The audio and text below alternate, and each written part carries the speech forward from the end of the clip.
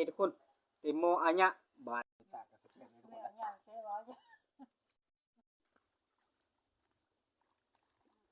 เป็นไฮที่สองทุกคน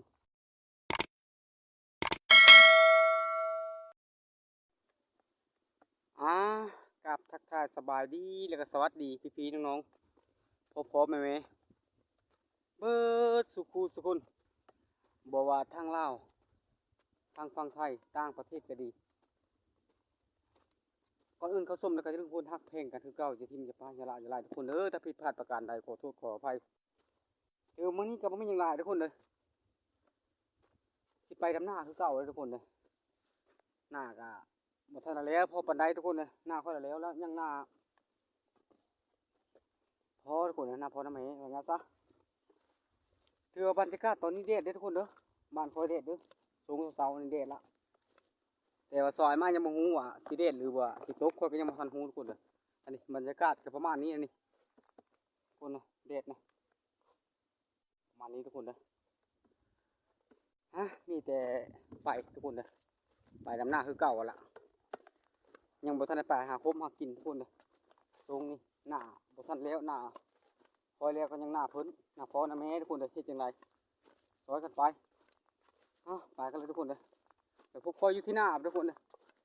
มีบรรยากาศบนดีเดี๋ยวเขาสิถ่ายให้ทุกคนได้เห็นเอาแล้วทุกคนเอาละเอาหน้าให้เอาหน้าละสร้างสรรค์บรรยากาศประมาณนี้ทุกคนเลย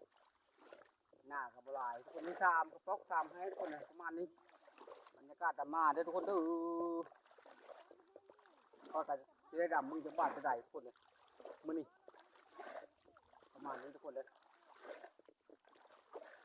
บรรยากาศร้อนๆทุกคนเลยร้อนแดดเด้อมื้อนี้เด้อฝนบ่ตกมื้อนี้ฮะได้2-3วันแล้วฝนบ่ตกฮะแต่ยังไข่แต่น้ำยังมีอยู่ทุกคนเลยประมาณนี้เด้อดำนาแดดได้ทุกคนเลยแดด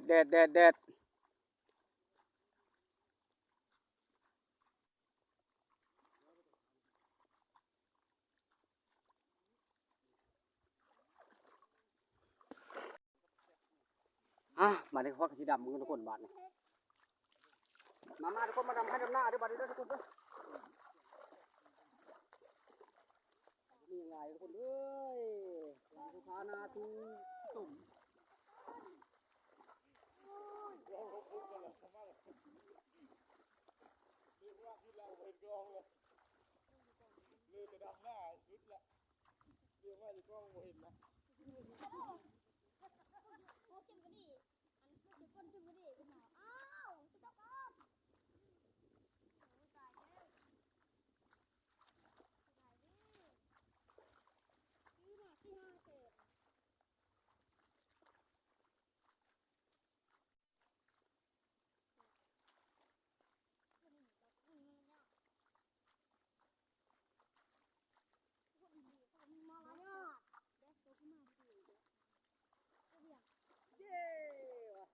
เป็นแล้วดำหน้าเป็นแล้ว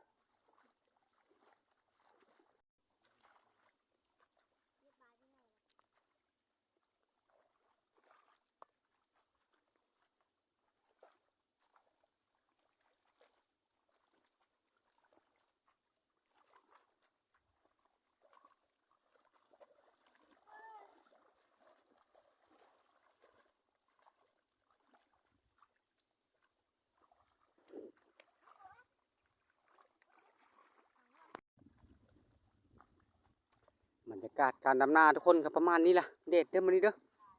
ว่าแล้วอีกเด็ดทุกคนเลย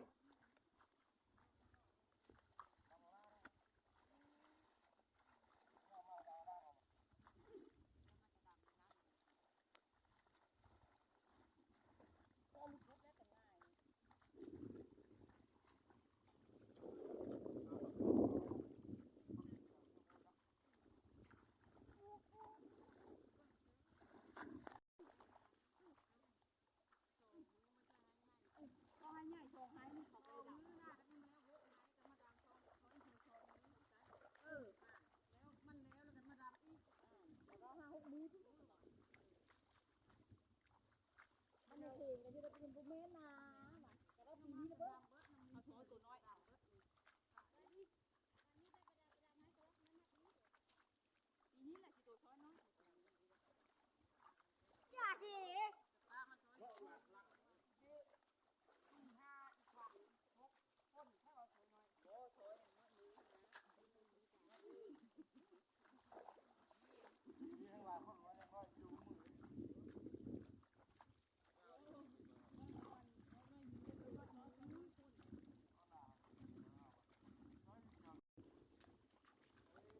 นเด้อหาก็ได้ให้หนึ่งละให้ที่สองประมาณนั้นทุกคนเลยเป็นให้ที่สองทุกคนประมาณนี้บรรยากาศเรียกทุกคนเลย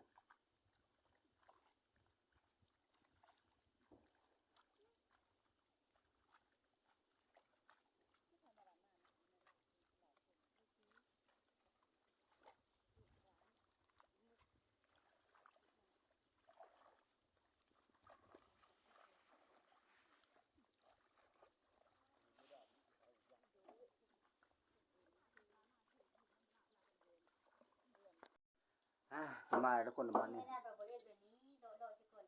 มาแล้วเป็นมารอท่ากินข้าวกินน้ำทุกคนประมาณนี้ทุกคนบรรยากาศทุกคนอยู่ที่ไหนถึงน่ะประมาณนี้ก็ได้คือว่าดำหน้าก็โอเคได้ทุกคนเลยอันนี้ทุกคนเลยวันนี้ก็เก่งอ้อมทุกคนเลยอ้อมก็ดุกงูด้วยทุกคนเด้อว่าสันนิษฐานทุกคนเลยกินง่ายมันนี่มันยังลายอันนี้ทุกคนเลยมาพักทุกคนเลยบ้านพ่อเอิญมาพักเลยทุกคนเด้อถือว่าเก่งกินง่ายประมาณนี้ทุกคนเลยกำลังรออยู่ทุกคนเลยนี่กำลังรออยู่มานี่ก็จากเลาะมาพักแล้วก็ค่อยใส่หม้อบาดนี้ก็เป็นเซฟอย่างนี้ทุกคนเลยมาเบิ่งได้บาดนี้ได้มาอมงัวทุกคนใส่มาพักกินอยู่หน้าเด้อทุกคนเด้อเอาหม้ออะไรฮะทุกคนใส่ก่อนบาดนี้อันนี้ทุกคนเต็มหม้ออันเนี้ยบาดนี้รอแต่น้ำเดือดแล้วก็สุกแล้วก็กินเนี่ยทุกคนประมาณนี้นะมื้อนี้นะบ่ได้ไปหาอยู่หากินทุกคนเลยดำให้ดำหน้าประมาณนี้ได้นั่งท่ากินคนเลยนี่ประมาณนี้นะนี่ภาพมันจะโมนนึงนอนประงงประงางอยู่ทายเข้าจากซุปแล้วก็ตักละบาททุกคนเลยตะเกียบพักทุกคนเลยเกมพักใส่เนื้องัวบ่ได้ไปหาของป่า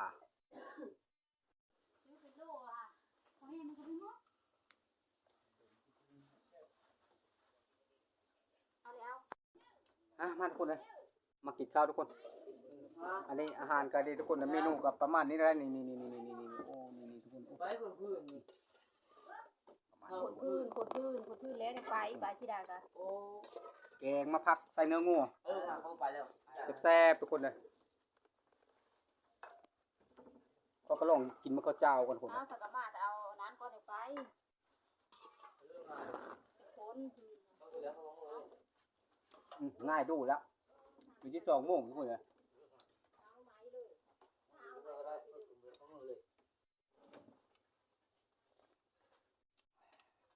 ไม้กันไม่ไรมาพักคนมาพักที่กระเว้าละรสชาติโจดจัดนี่เขาเลย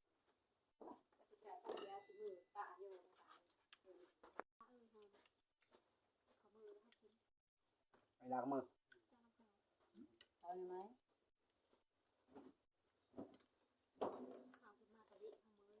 ผมย่อยมือผมย่อย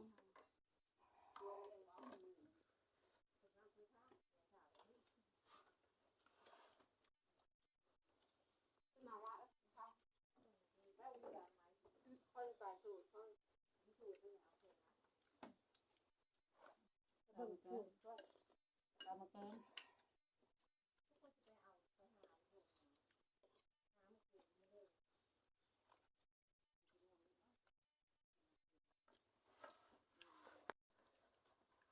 ที่ได้มาพายรถ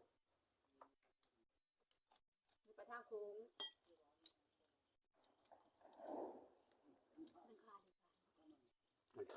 สากกับสุดเลยทุกคน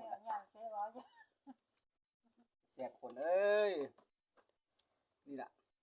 เมนูป่ะทุกคนเลย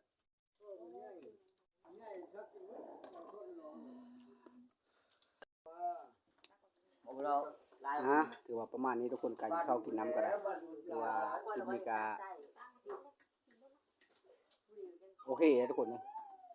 คลิปนี้ก็จบทำนี้ทุกคนได้เขาเจ้าเพิ่นยังจะกินอยู่แต่ค่อยแหละอิ่มละ